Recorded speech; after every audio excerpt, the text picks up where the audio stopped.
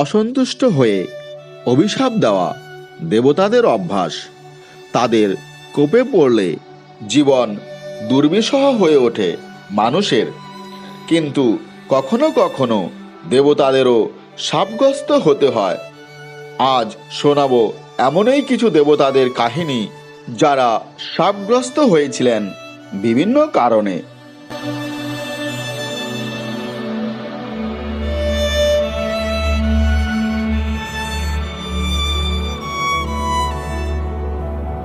একবার শিবলিঙ্গের আদি অন্ত সন্ধানে ব্রতী হলেন ব্রহ্মা ও বিষ্ণু।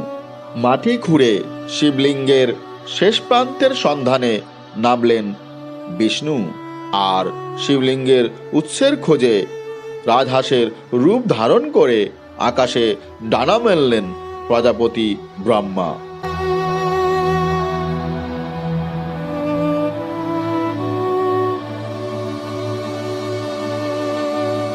মহাশূন্যে তার সঙ্গে দেখা হয়ে গেল কেতকী ফুলের।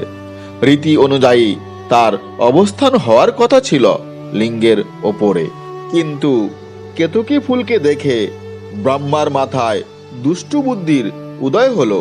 তিনি ছল করে তাকে বললেন যে শিবলিঙ্গের আদি অন্তের খোঁজ তিনি পেয়েছেন।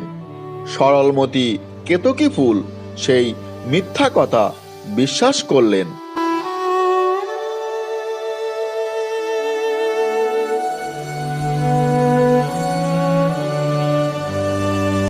মহাদেবের কাছে গিয়ে সে ব্রহ্মার আবিষ্কারের কথা জানালো।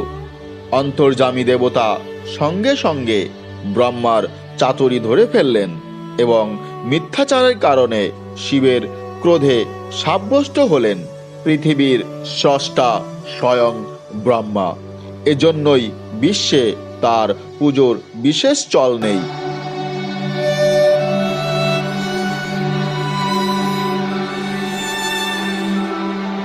ভারতে মাত্র 2টি ব্রহ্মার মন্দির রয়েছে। মিথ্যে কথা প্রচারের দায়ে অভিশপ্ত হলেন কেতকী ফুলও। তার ফলে শিবলিঙ্গের থেকে তার পতন হলো। মহাদেবের উপাসনায় এরপর থেকেই তা ব্যবহার করা হয় না।